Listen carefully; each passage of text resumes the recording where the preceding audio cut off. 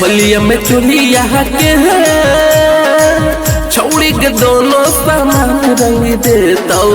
होलिया में चोलिया के छौड़ी के दोनों सामान रंगी देतो। हाँ सामान रंगी देतो, मंझिया में रंगी देतो, पसावान रंगी देतो, निचला सामान चमरन रंगी देतो। मंझिया में रंगी देतो, पसावान रंगी देतो, निचला सामान चमरन रंगी देतो।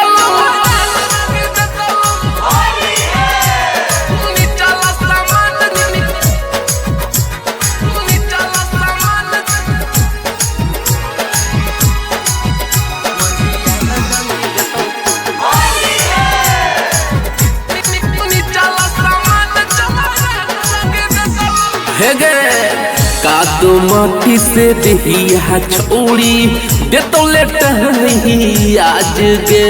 नीला कलर से नीला नीला कर तो नीले बाज गे।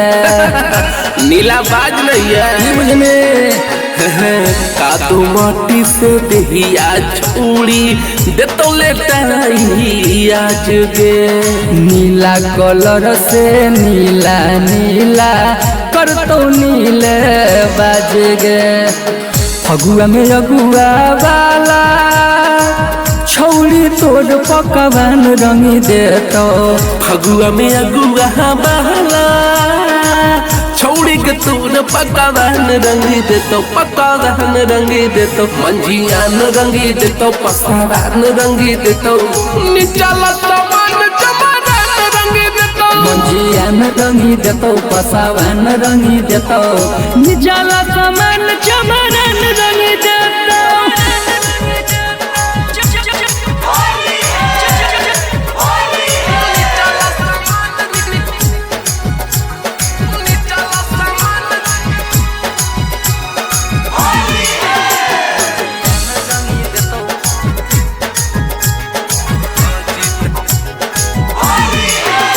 गे अजित राजा सुनाई गे छौड़ी दे तो बाजाई बाजा गे।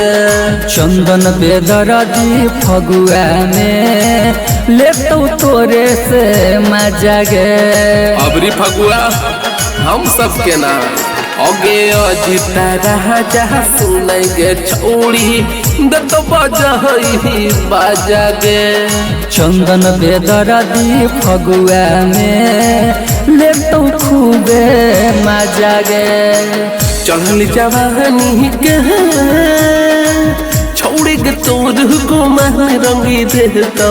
चढ़ल जवानी के छौड़ी तोड़ गुमान रंगी देतो। हाँ गुमान रंगी देतो, मंझिया में रंगी देतो, पसावान रंगी देतो, निचला सामान चमरन रंगी देतो। मंझिया न रंगी देतो, पसावान रंगी देतो, निचला सामान चमरन रंगी देतो।